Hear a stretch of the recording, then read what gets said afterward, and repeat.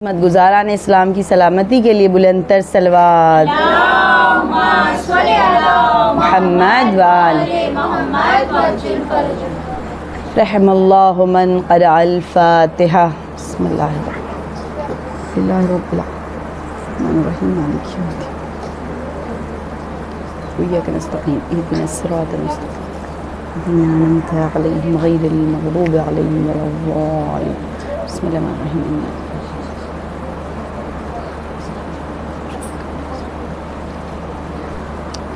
औज़ु बिल्लाहि मिनश शैतानिर रजीम। बिस्मिल्लाहिर रहमानिर रहीम। अल्हम्दुलिल्लाहि रब्बिल आलमीन वस्सलातु वस्सलामु अला अशरफिल अंबिया वल मुरसलीन सय्यदना व शफ़ीअना बिल क़ासिम मुहम्मद सल्लि अला मुहम्मद व आलिहि त्तय्यबीन अत्ताहिरीन अल मासूमीन अल मज़लूमीन व लअनतुल्लाहि अला आदाइहिम अजमईन। रब्बि इश्रह ली सदरी व यस्सिर ली अमरी वहलुल उक़दतम मिन लिसानी यफ़क़हू क़ौली। बिस्मिल्लाहिर्रहमानिर्रहीम। अल्लाहुम्मा कुन ले वलियका हुज्जत इब्निल हसन सलवातुका अलैहि व अला आबाए फ़ी हाज़िहि स्साअ व फ़ी कुल्लि स्साअ वलिय्यन व हाफ़िज़ा व क़ाइदन व नासिरा व दलीलन व ऐना हत्ता तुस्किनहु अर्ज़का तौआ व तुमत्तिअहु फ़ीहा तवीला।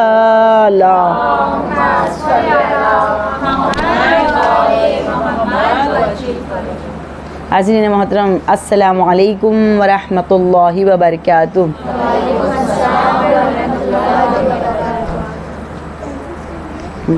वफ़ा का अंजाम क्या हो सोचा नहीं करते, मोमिन कभी हालात से सौदा नहीं करते। ये रस्म सिखाई है हुसैन इब्न अली ने, ये रस्म सिखाई है हुसैन इब्न अली ने।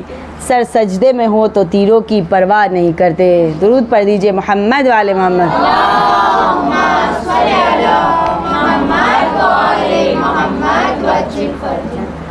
अम्मा बाद क़ाला इमाम अलैहिस्सलातु वस्सलाम इन्नी लम उखरज अशरन वला बतरन वला मुफसदन वला ज़ालिमन व खरज तो लितलबिल इस्लाह फ़ी उम्मत जद्दी व इन्नमा खरज तो लितलबिल इस्लाह उम्मत जद्दी। इमाम हुसैन अलैहिस्सलाम फरमा रहे हैं कि मैं नहीं निकला हूँ सरकशी फैलाने, फ़साद फैलाने के लिए या जुल्म पर फैलाने के लिए, बल्कि मैं निकला हूँ, मैंने क़याम किया है किस लिए? अपने जद की उम्मत की इस्लाह के लिए ना।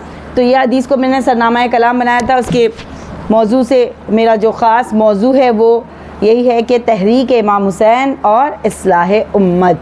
इमाम ने जो क़याम किया वो उम्मत की इस्लाह के लिए। तो हमने हर रोज़ देखा कि किस तरह से इमाम ने उम्मत की इस्लाह के लिए अलग अलग दर्स दिए हमें। पहले दिन मैंने आपको हिदायत के बारे में बताया कि किस तरह से हमें करबला वालों से हिदायत का दर्स मिलता है। दूसरे दिन यकीन का दर्स था। तीसरे दिन अदब का दर्स था।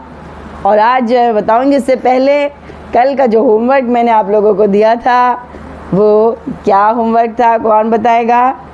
5 नबियों के नाम, 5 पैगंबर के नाम। दोनों याद किए? चलो 3 आप बोलेंगी, 2 आप बोलेंगी। ठीक है, बोलिए। उलुल अज़्म पैगंबरों के नाम बच्चों को होमवर्क दिया गया था। ठीक, अब ज़ोर ज़ोर से। हज़रत मूसा, पहले इमाम, पहले नबी कौन है?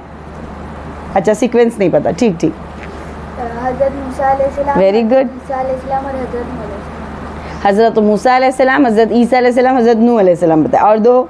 हज़रत मोहम्मद सल्लल्लाहु अलैहि वसल्लम और हज़रत वेरी गुड, माशाल्लाह। इनके बच्चों की सलामती के लिए और अच्छे मुस्तकबिल के लिए बुलंदतर दुरूद पढ़ दीजिए। अल्लाहुम्मा मोहम्मद। हाँ, और किसी को पता है बच्चों, मैंने होमवर्क दिया था, और कोई बोलेगा? कोई और बच्चे, गिफ्ट है हमारे पास। ठीक, चलिए। उलुल आज़्म पैगंबर जो है, मैं अब शुरू से हज़रत नूह अलैहिस्सलाम, हज़रत इब्राहीम अलैहिस्सलाम, हज़रत मूसा अलैहिस्सलाम, हज़रत ईसा अलैहिस्सलाम और हमारे और आपके नबी हज़रत मोहम्मद मुस्तफ़ा सल्लल्लाहु अलैहि वसल्लम। माशाल्लाह, वेरी गुड बच्चों। अच्छा, ये उलुल अज़्म नबी पैगंबर करार पाए और इनके साथ शरीयत, ये शरीयत लेके आए थे। जैसे हज़रत नूह अलैहिस्सलाम ने सहीफ़े नूह अपने साथ लाए, हज़रत इब्राहीम ने सहीफ़े इब्राहीम, हज़रत मूसा ने तौरात, वेरी गुड, हज़रत ईसा ने इंजील, वेरी गुड, और हज़रत मोहम्मद सल्लल्लाहु अलैहि वसल्लम सबसे बड़ा मौजिज़ा कुरान करीम। वाक़ई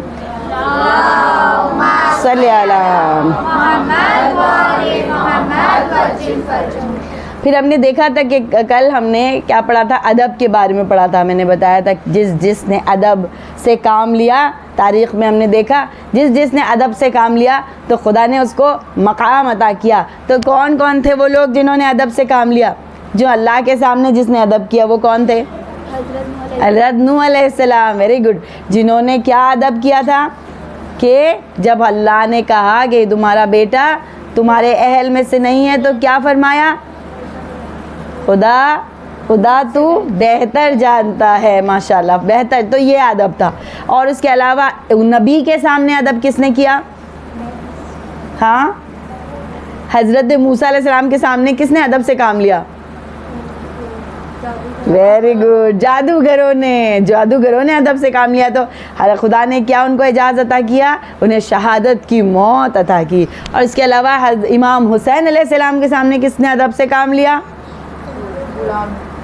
किसने अदब से काम लिया? जिसको अल्लाह ने एक रात में, जनाब हुर, वेरी गुड, जनाब हुर ने अदब से काम लिया। और इसके अलावा हाँ, इमाम। और फिर मैंने लास्ट किसके लिए कहा था, किससे अदब से काम अदब के साथ पेश आना चाहिए? माँ बाप के साथ। एक कोई हदीस याद है कि अगर माँ बाप के साथ अच्छा सलूक नहीं किया तो क्या होगा? अगर उन्होंने आक़ कर दिया तो क्या होगा? नस्लें कम हो जाएंगी। वेरी गुड, बहुत अच्छा, माशाल्लाह। चले, है सब मालूम पड़ा है, सब अटेंटिव है हमारे बच्चे, जो जितने भी बड़े हो जाए लेकिन बच्चे ही होते हैं ना, कोई बात। ठीक है, अल्हम्दुलिल्लाह। दुआ दुरूद पढ़ दीजिए। मोहम्मद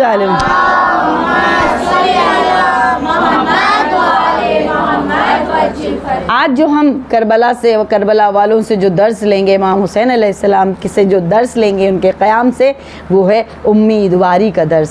देखिए, उम्मीदवारी का दर्स हमें दे रहे हैं कौन? इमाम हुसैन अलैहिस्सलाम। किस तरह से? देखिए, अगर आप देखें तो इमाम की नाउम्मीदी, इमाम के सामने नाउम्मीदी के असबाब फराहम थे। क्या था सामने? अगर दुश्मन को देखें, हज़ारों का लश्कर, एक रिवायत में बताते 30,000 का लश्कर था, यजीदी लश्कर।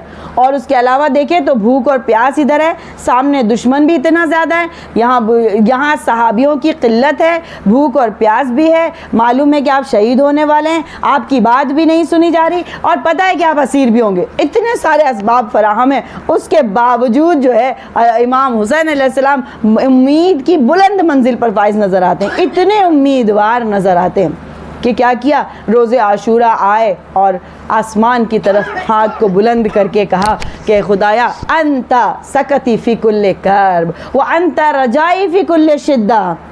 परवरदिगार, हर बला में, हर मुसीबत में तू मेरे लिए मोरद इत्मीनान है, तू मेरे लिए उम्मीद की राह है हर मुसीबत में। अंता रजाई फ़ी कुल्ले शिद्दा, बहुत बड़ी बात है अज़ीज़ान मोहम्मद।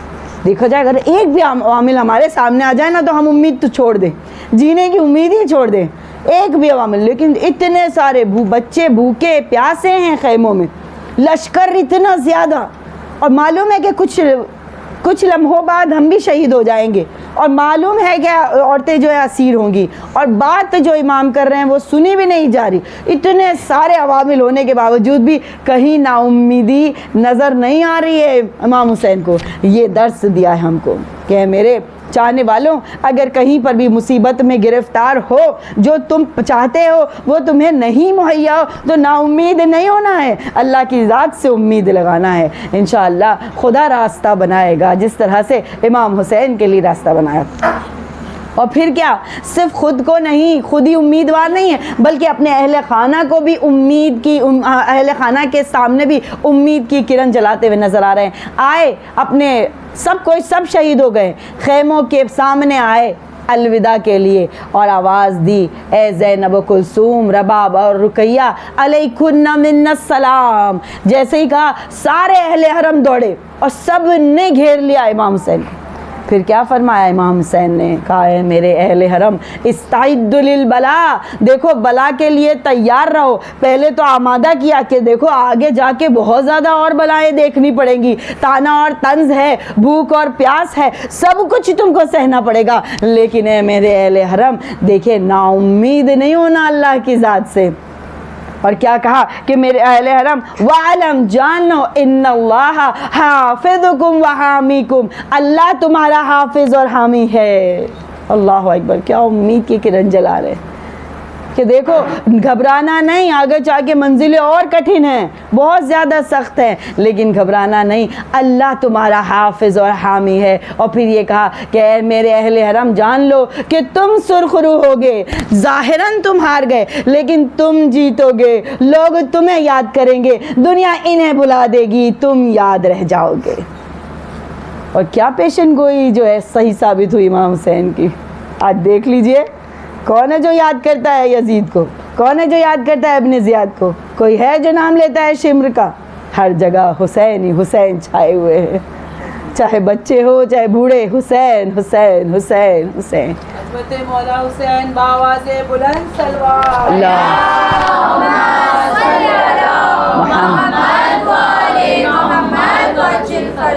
तो इस तरह से इमाम हुसैन अलैहिस्सलाम ने हमें भी बता रहे हैं कि मेरे चाहने वालों, चाहे जितनी भी परेशानियां आ जाएं, घबराना नहीं।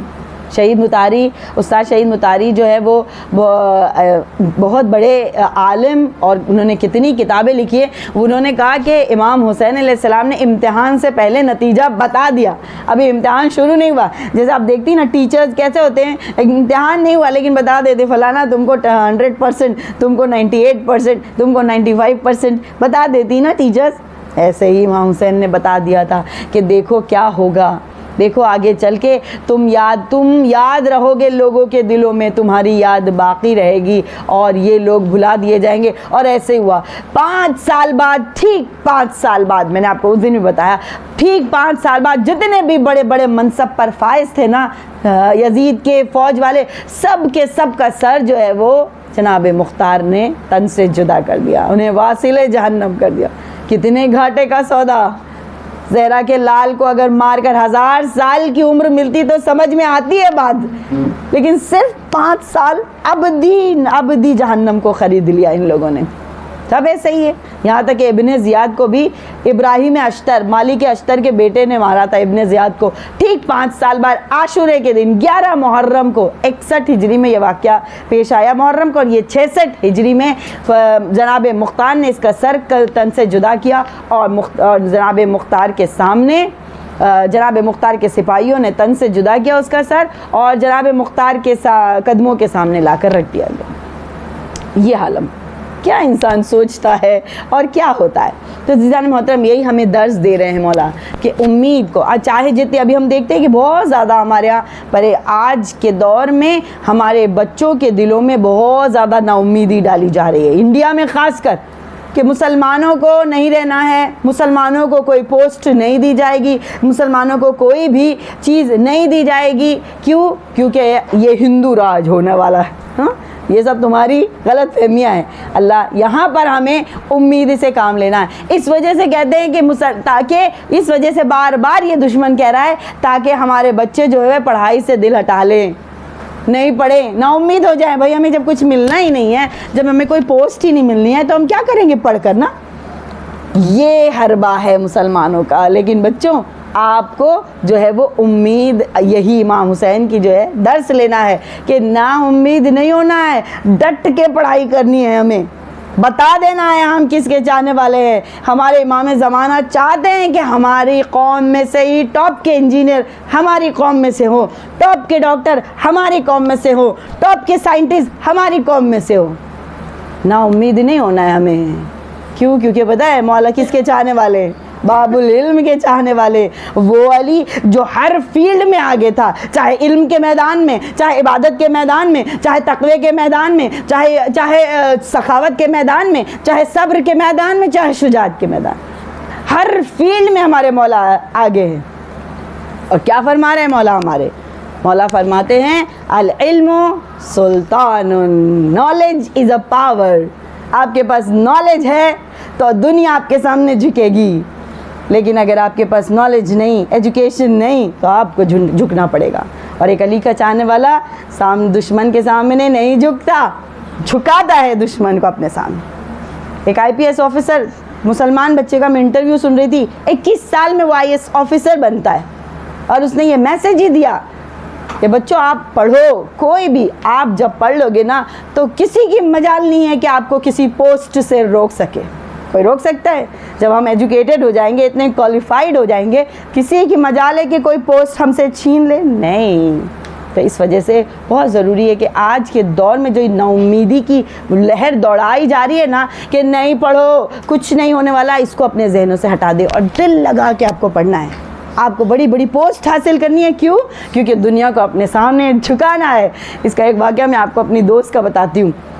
मेरी एक दोस्त है जो हैदराबाद की रहने वाली है वो, लेकिन उसकी शादी बनारस में हुई। अभी हम लोगों की अभी दोस्ती हुई जब मैं हैदराबाद गई। अब वो क्या है पता है, उसका क्वालिफ़िकेशन LLB LLM जो एडवोकेट बनते हैं, उसमें मास्टर्स किया उसने, LLM, और उसके अलावा उसको नोबल अवार्ड भी मिला है। नोबल अवार्ड किसको मिलता है बच्चों? मालूम है ना? बहुत ज़्यादा एक्टिव, बहुत ज़्यादा क्वालिफाइड और बहुत ज़्यादा टैलेंटेड हो, उसको नोबल अवार्ड मिला। अब नोबल अवार्ड भी उसको मिला, बहुत ज़्यादा माशाल्लाह। लेकिन मुहर्रम में वो इतना सादा रहती, कोई नहीं कह सकता कि ये इतनी क्वालिफाइड भी है। अब क्या होता है कि ये बनारस से वापस आ रही थी हैदराबाद मुहर्रम करने, मुझे कहती कि मैं बहुत ही यानी वो सादा, उनकी वो तो नहीं कह रही थी, उनकी बहन कह रही थी कि मेरी बहन बहुत ज़्यादा सादा है। जैसे हम लोग बहुत अच्छे से फिर भी चादर पहनेंगे, स्कार्फ लगाएंगे अच्छे से, वो और सादगी में, यानी चादर भी ऐसी कुछ बहुत ख़ास नहीं रहेगी इस तरह से।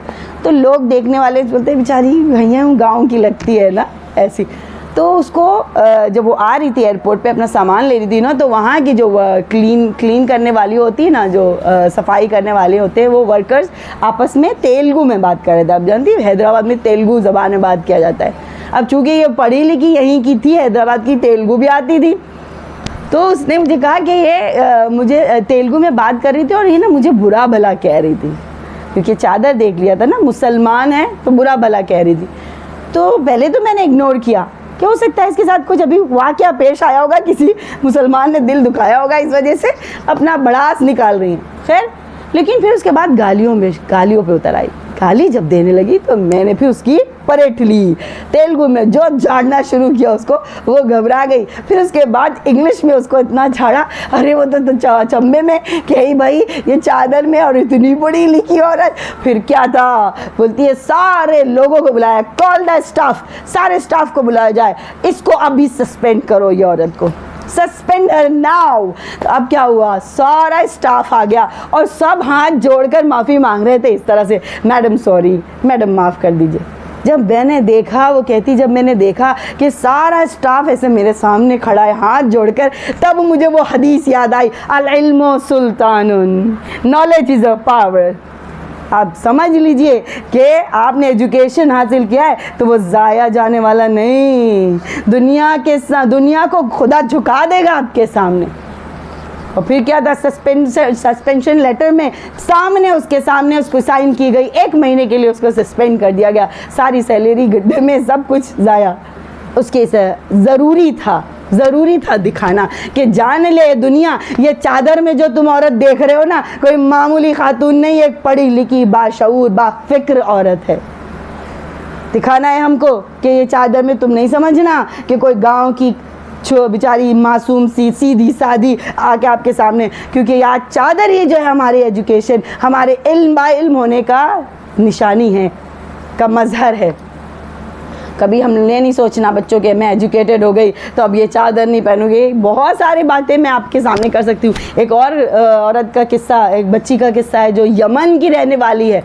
आप अगर उसको सर्च करेंगे इंटरनेट पे तो तवक्कुल किरमान, इसको जब नोबल अवार्ड के लिए बुलाया जा रहा था, एक्टिविस्ट है ये, नोबल अवार्ड के लिए बुलाया जाया तो ये पूरे अपने हिजाब में आई। कैसा? जो शरई हिजाब है, यानी सिर्फ चेहरा खुला हुआ था और इतने हाथ, और ये पूरा हिजाब में थी। जब इसको बुलाया गया तो जज ने ऊपर से नीचे तक देखा और कहा, हे बाप रे, आपके एजुकेशन से आपका हिजाब मैच नहीं करता। यानी क्या? हाँ, यानी एजुकेशन हो तो हिजाब उतरने लगे। हाँ, ऐसी हो रहा है ना आजकल, जैसी जैसी एजुकेशन होती है हमारा हिजाब उतरने लगता है। स्कार्फ से, दुपट्टे से वेस्टर्न में आ जाते। तो वो उसने ताज्जुब से देखा, कहा भाई आपके एजुकेशन से मैच नहीं हो रहा। तो उसने कितना अच्छा जुमला कहा, उसने कहा जब इंसान इस दुनिया में आया तो बरहना था, लेकिन जैसे जैसे शऊर बढ़ा उसका लिबास बढ़ता चला गया, और आज जो तुम मुझे देख रहे हो ना, वो पूरे शऊर कामिल की निशानी है। दुरूद पढ़ दीजिए मोहम्मद वाले मोहम्मद।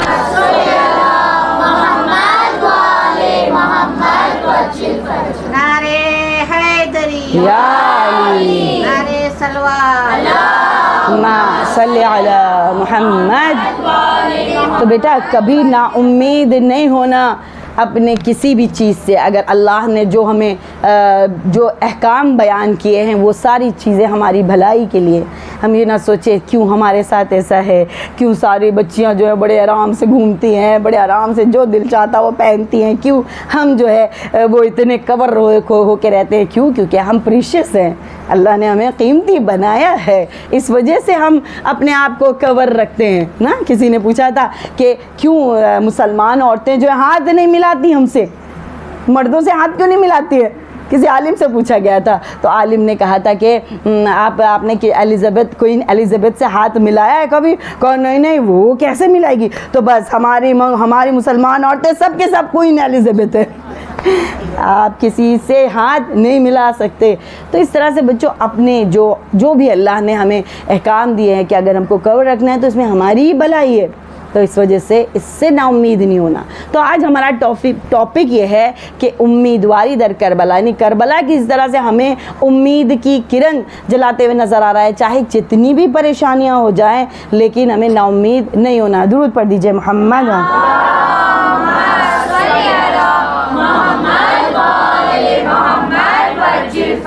नारे हैदरी, आवाज़ें बुलंद सलवार,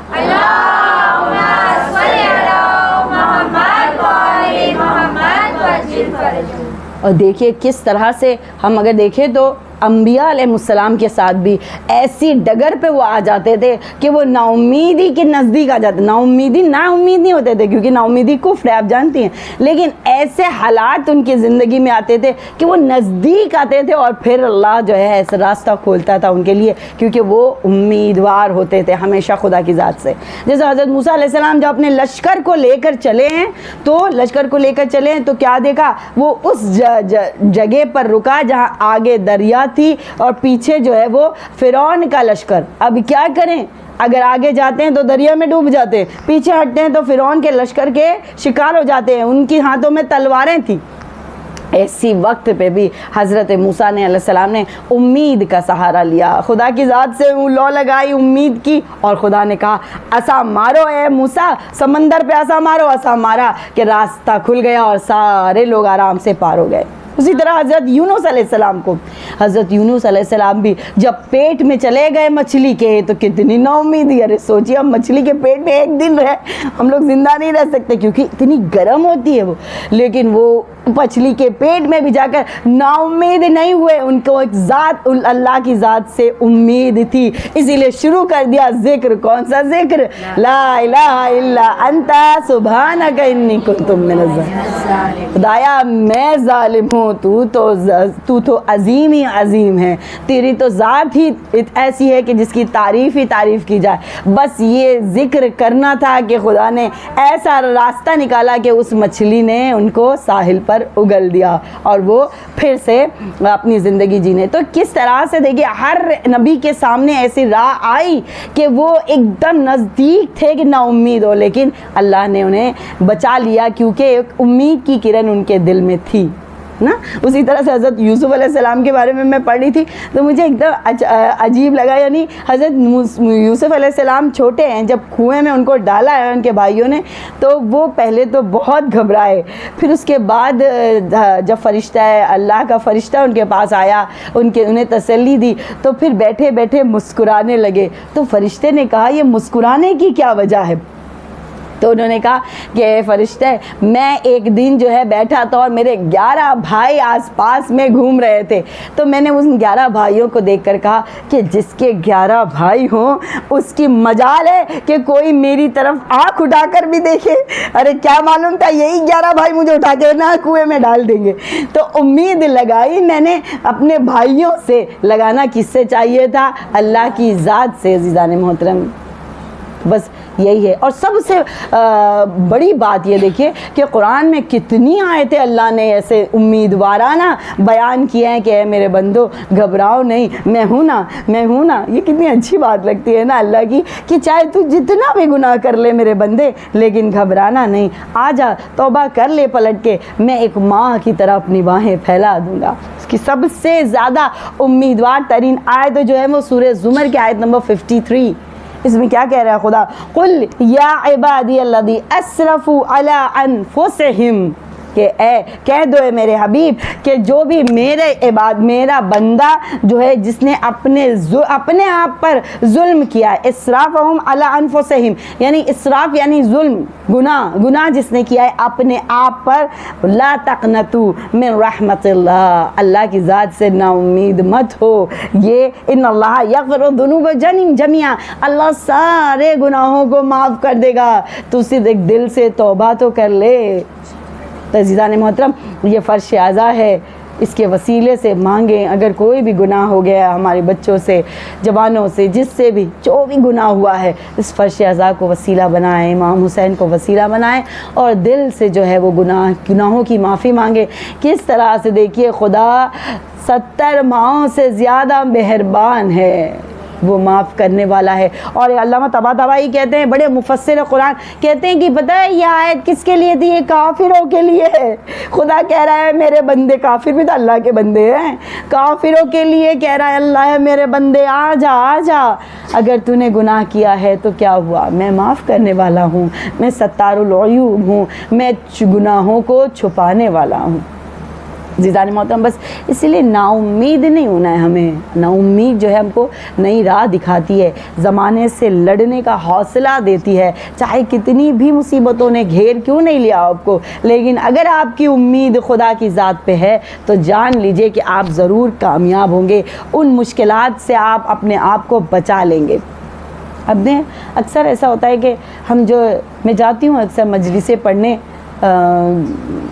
यानी इसाले सवाब की मजलिसें पढ़ने जाती हूँ तो वहाँ पर जनाजा होता है, लोग रोते रहते हैं तो कुफ्र की बातें करते हैं। वो मुझे बहुत अफसोस होता है कि अगर हम जो है कुफ्र की बातें करेंगे तो कैसे, यानी हम मजलिसें सुनते हैं, हमें सारी चीज़ें पता है कि भाई हम जो है वो हमारे औलाद, हमारे घर वाले, जो भी भाई बहन, वो एक अमानत है अल्लाह की, राइट, और अल्लाह अमानत ले लेता है, तो उसमें इतना शोरगुल और इतना शिकायत करने की क्या ज़रूरत है। हाँ भाई गिरिया तो ज़रूरी है, क्योंकि जब कोई चीज़ हमसे जुदा होती है ना तो दिल में आग लगती है, जब दिल में आग लगेगी तो आंसू तो जारी होंगे ही, लेकिन इसका ये मतलब नहीं है कि हम अल्लाह से शाकी हो जाएं। कितनी जगहों पे मैंने देखा, या अल्लाह क्या मेरा बच्चा ही मिला था तुझे, मैं तो क्या, मैंने कमी की इबादत में, नमाज शब मेरी पूरी होती थी, मजलिस अज़ा में मैं जाती थी, लेकिन मेरे ही शौहर को उठा लिया। यानी हम जो है वो खुदा को अपना आप जैसे बंदा समझते हैं कि ऐसा करो, ऐसा नहीं करो, वैसा। और यह तो बहुत सी बूढ़ी औरतों को भी मैंने सुना कि खुदाया मेरा वक्त था जाने का, उन्हें उसे उठा लिया।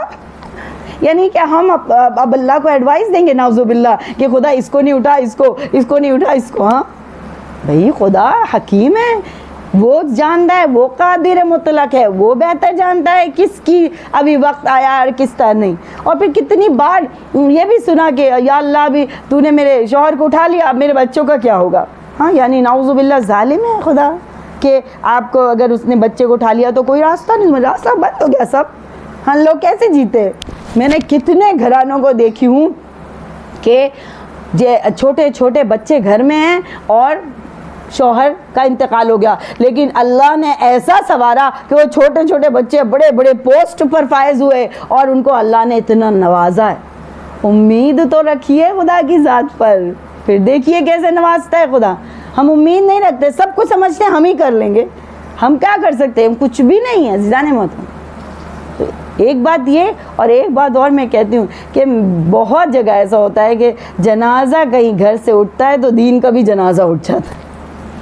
क्या इतना ज़्यादा गमगीन हो जाते हैं जनाजे में किसी के मरने में कि हमें होश नहीं रहता कि हमारा दुपट्टा कहाँ जा रहा है, हमारा स्कार्फ कहाँ जा रहा है। कभी इस कज़िन के गोद में गिरते हैं तो कभी उस कज़िन के गोद में गिरते हैं। ये नहीं पता चलता कौन नामहरम है कौन महरम है। नमाज का तो पता ही नहीं चलता, कब बस रोते ही रहे, गोलियां खिला रहे हैं लोग, वो कर रहे हैं, नमाज गई, सारी चीज़ें। वही बोलते हैं ना, दीन का भी जनाजा उठ जाता है।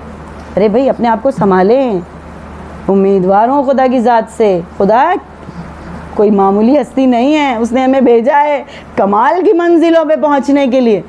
अब यहाँ पर देख लीजिए कि इमाम सादिक अलैहिस्सलाम के पास बच्चा था, बीमार था। जब तक बीमार था उन्होंने भाग दौड़ की, इलाज करने के लिए कोशिश की। जब उसका इंतकाल हुआ तो कहा अल्हम्दुलिल्लाह, खुदा बेहतर जानता है। खामोश हो गए। हमने कहा अरे भाई आप कहा जो खुदा की अमानत थी, मेरी ज़िम्मेदारी थी, जब तक वो बीमार था मैं इसका इलाज करता रहा, इसकी ज़िम्मेदारी थी, मेरी ज़िम्मेदारी थी। लेकिन जब अब रूह निकल गई तो फिर वो अल्लाह की अमानत है ना। तो यही हमारा क्या मसला है, हमको ऐसा लगता है कि अल्लाह ने कोई चीज़ हमसे ले ली तो अब हमारा बुरा ही हुआ, अब हमारा कुछ अच्छा नहीं हो सकता। लेकिन ऐसा नहीं है अज़ीज़ान मोहतरम। एक मरतबा हज़रत मूसा अलैहिस्सलाम के ज़माना का वाक़या बयान करती हूँ, लेकिन उससे पहले एक दुरूद पढ़ दीजिए मोहम्मद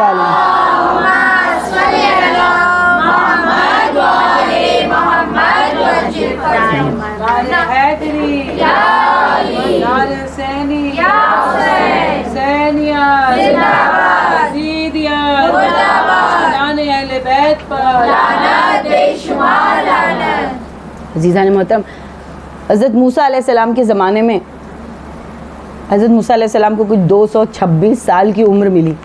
तो हज़रत जनाब इज़राइल आ गए और कहा गया या नबी अल्लाह आपका वक्त पूरा हुआ, चलिए हमारे साथ। तो बोले कहाँ चलो चलो काश हमारे साथ भी ऐसे ही हो जब आ जाए हम लोग इतनी तैयारी में हो कि जब भी हज़रत इज़राइल आए कहा चलो तहसीन, हाँ ठीक चलो, ऐसा होना चाहिए, ऐसी तैयारी कि बस कबट के ऊपर ही कफन हो और सारी चीज़। अब उन्होंने कहा चलो। फिर उसके बाद उनको ऐसा लगा कि भाई मिल लेना चाहिए। कहा जनाब इज़राइल एक इतनी मोहलत दीजिए, अपने घर वालों से मिलाऊँ, खुदा हाफिज़ कराऊँ। कहा नहीं, मोहलत ही नहीं मिल सकती, बस आपका वक्त आया, अब चलिए। अब फिर क्या कहा, अच्छा इतनी मोहलत दीजिए कि 2 रकात नमाज़ पढ़ लूँ। कहा हाँ ठीक, चलो 2 रकात नमाज़ पढ़ने की मोहलत मिल गई। ना सजदे में गिरे, खुदा से दुआ की परवरदिगारा अपने घर वालों से मिलना चाहता हूँ, मोहलत दे दे। इजाज़त मिली, आए घर वालों के पास और कहा कि मैं सफ़र पर जा रहा हूँ, खुदा हाफिज़। सब ने कहा अच्छा ठीक है, सफ़र पर जा रहे हो तो कोई बात नहीं। कहा आखिरत के सफ़र पर जा रहा हूँ, सफ़र है मौत, फिर नहीं आऊँगा वापस। तब सब जो है सब लपट गए, घर वाले, गिरिया और ज़ारी शुरू हो गई। और एक छोटा सा बच्चा भी था हज़रत मूसा अलैहिस्सलाम का, और वो दामन से लपट गया। और जब उसने रोना शुरू किया ना तो हज़रत मूसा अलैहिस्सलाम भी मुस्तरिब हो गए। खुदा की तरफ से निदा आई, ए मूसा तुम तो मेरे पास आ रहे हो ना, फिर ये इस्तराब कैसा, क्यों इतना परेशान। हज़रत मूसा अलैहिस्सलाम ने फरमाया कि परवरदिगारा मैं अपने बेटे से बहुत मोहब्बत करता हूँ। तो फिर अल्लाह ने यानी क्या कहना चाह रहे हैं कि मेरे बाद इसका क्या होगा। एक जुमला नहीं था लेकिन अंदाज़ यही था कि मैं अपने बेटे से बहुत मोहब्बत करता हूँ, इस तरह इसलिए इस्तराब होने की वजह कि मेरे बाद। अल्लाह ने कहा अच्छा ए मूसा ये दरिया है ना, उसके ऊपर ऐसा मारो। ऐसा मारा, दरिया शगाफ हुई, उसमें और शगाफ। बोले कहा नीचे देखो, तह के तह में देखो, कहा तह के तह में देखा एक बड़ा पत्थर रखा हुआ है, पत्थर के नीचे देखो, पत्थर के नीचे देखा एक छोटा सा कीड़ा है, कीड़े के मुंह में देखो, कीड़े के मुंह में देखा तो एक सब्ज पत्ता उसके मुंह में था। ए मूसा, उस ठाटे मारते हुए समंदर की तह के तह में उस पत्थर के नीचे उस कीड़े से हम गाफिल नहीं हैं, तो तुम्हारे बच्चे से कैसे गाफिल हो सकते हैं?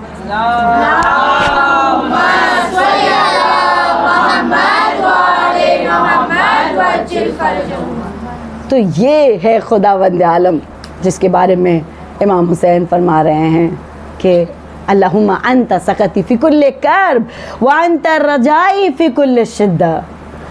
परवरदिगार, तू है मेरे मोरिद इत्मीनान, तू है मेरी उम्मीद।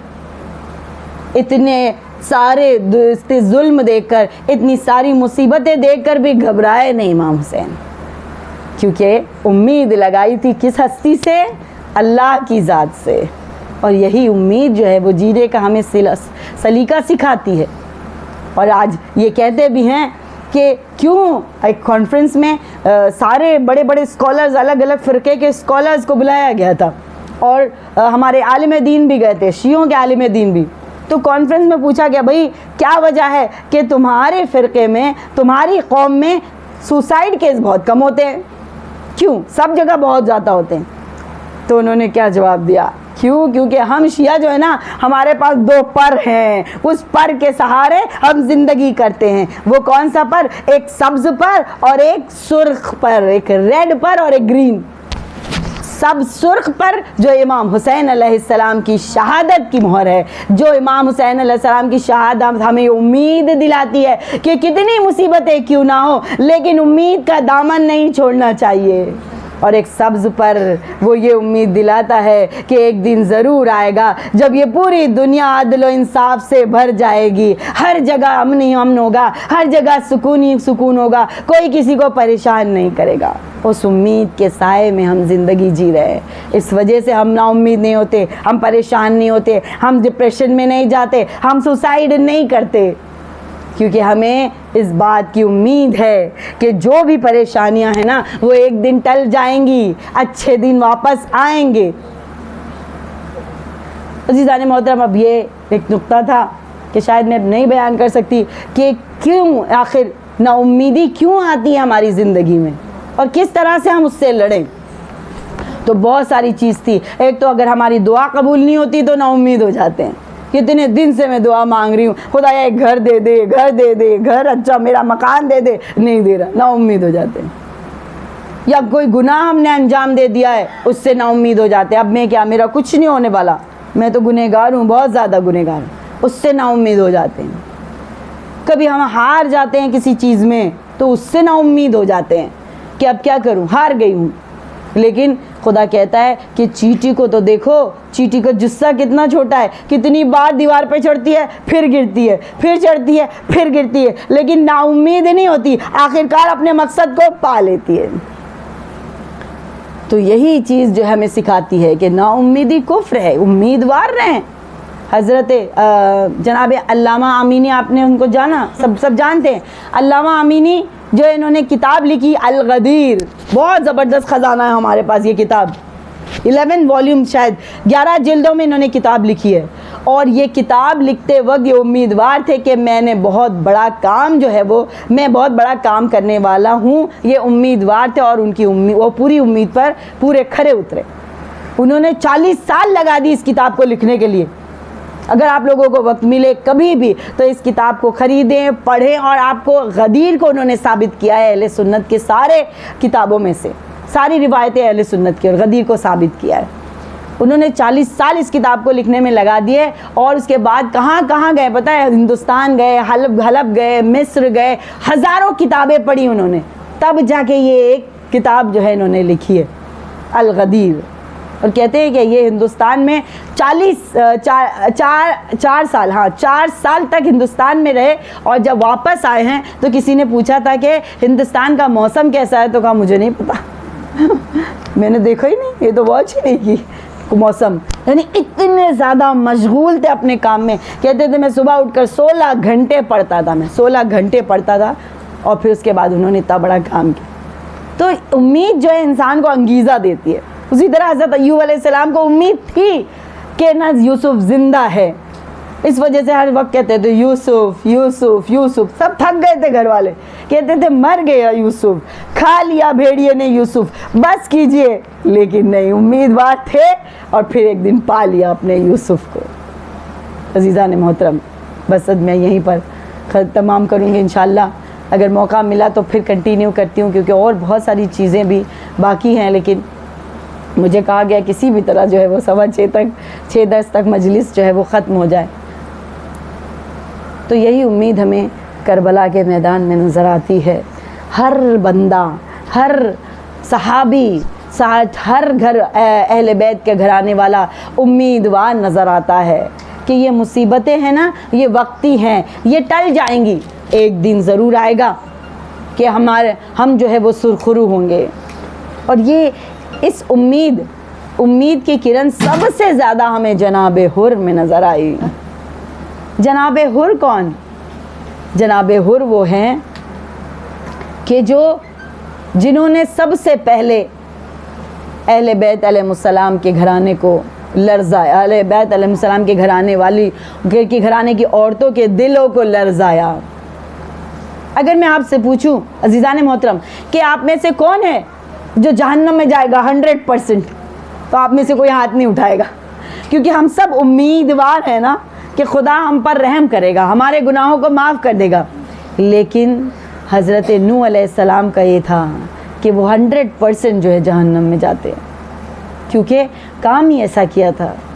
वक्त के इमाम को घेर कर लाए थे करबला, वक्त के इमाम पर पानी बंद किया, उनके बच्चों पर पानी बंद कर दिया था। इस वजह से बहुत ज़्यादा नाउम्मीद भी थे, लेकिन चूँकि बामारिफत थे और बाबसीरत थे, इस वजह से उन्होंने हक़ और बातिल में तशख़ीस पैदा कर ली, समझ गए कि कौन हक़ पर है और कौन बातिल पर है।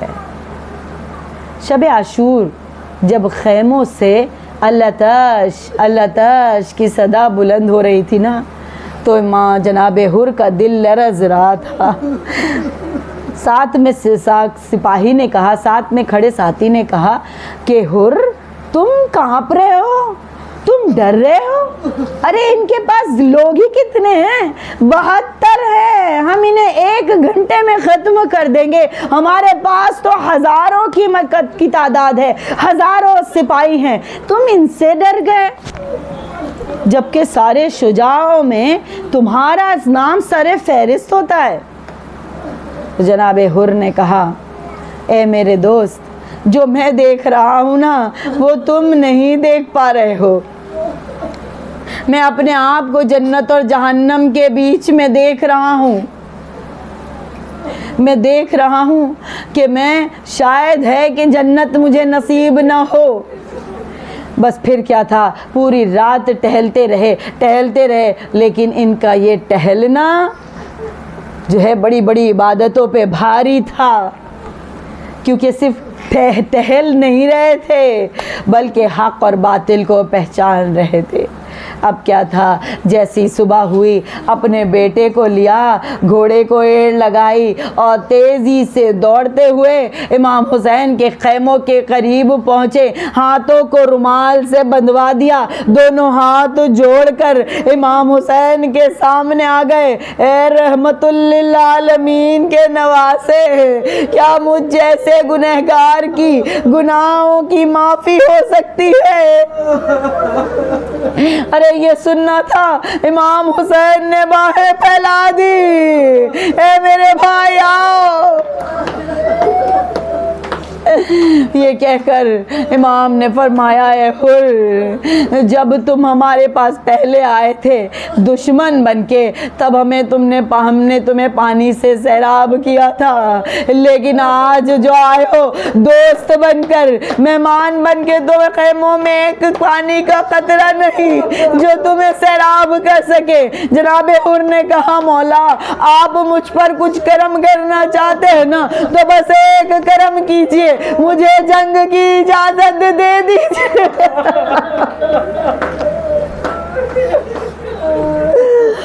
अरे इजाज़त मिली, लेकिन जनाबे हुर पहले नहीं गए। उन्होंने अपने बेटे को भेजा कि बेटा पहले तुम जाओ, क्योंकि डरते थे कहीं ऐसा ना हो कि मेरा बेटा मेरी शहादत देकर कहीं उसके पैर डगमगा जाएं। इसलिए कहा बेटा पहले तुम जाओ। अब बेटा चला मक्तल की तरफ, बड़ी बहादुरी से जंग की। दुश्मनों ने ज़्यादा हमले किए, क्यों जानते हैं ना, क्योंकि इनका सिपाही था। इनके खेमों से निकलकर, इनके लश्कों से निकलकर दुश्मन से जा मिला। इस वजह से सारे सिपाही गुस्से में टूटे। चारों तरफ से हमला हुआ। बच्चा घोड़े की जीन से जमीन पर आया, आवाज दी या बाबा जल्दी मदद के लिए आइए। अभी जनाबे हुर दौड़ते ही रहे कि देखा इमाम हुसैन उसके उनके बच्चे के सराहने बैठे हैं और फरमा रहे हैं कि हुर कहीं बूढ़ा बाप अपने जवान बेटे के लाशे पर आता है।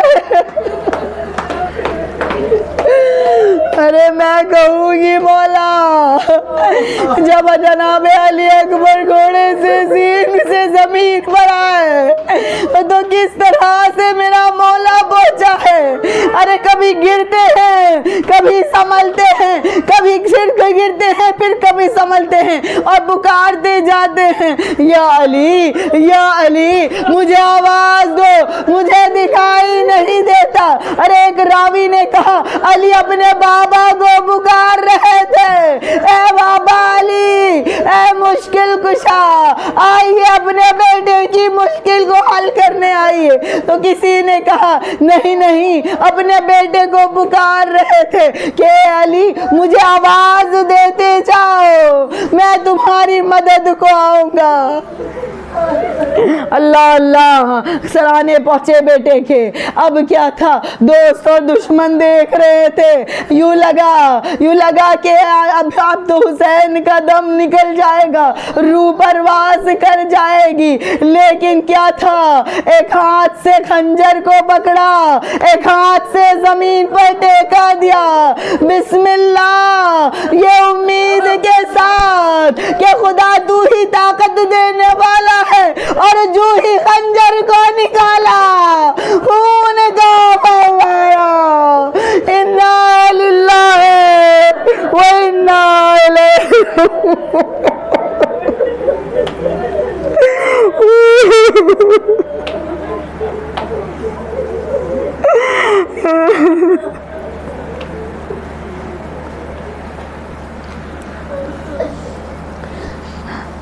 अल्लाह लानतुल्लाह अला कौम ज़ालिमीन फसयअलमुल्लज़ीना ज़लमू अय्या मुनक़लिबून। परवरदिगारा हमारी इस कलील सी इबादत को अपनी बारगाह में कबूल फरमा। परवरदिगार तुझे वास्ता मोहम्मद वाले मोहम्मद का या हैं जो मज़लूम पर बुलंद हो रही हैं, उन पर अपनी ख़ास रहमत नाजिल फरमा। पालने वाले तुझे वास्ता मोहम्मद वाले मोहम्मद का, पालने वाले हमें तेरी ज़ात की तरफ से उम्मीदवारी की तौफ़ीक़ अता फ़रमा। पालने वाले तुझे वास्ता मोहम्मद वाले मोहम्मद का, बानी मजलिस और हाज़रीन मजलिस के मरहूमीन को आला इन्नीन में जगह इनायत फ़रमा। पालने वाले उनकी मुश्किलात को बरतरफ फ़रमा, उनकी तमाम हाजात को पूरा फ़रमा। जो भी हज ज़ियारत के मुतमन्नी हैं उन्हें हज ज़ियारत नसीब फ़रमा। पालने वाले तुझे वास्ता मोहम्मद वाले मोहम्मद का, तमाम उलमाए दीन मुज्तहिदीन इकराम को सलामती के साथ दुलानी उम्र अता फरमा। पहली और आखिरी दुआ है हमारे वक्त के इमाम के ज़हूर में ताजील फरमा। इंद ज़हूर हम उनके काम आ सके, उनकी मदद कर सके थी तौफ़ीक़ अता फरमा। एक मरतबा अल्हम्द और 3 मरतबा सूरह इखलास की तिलावत करें। बिस्मिल्लाह।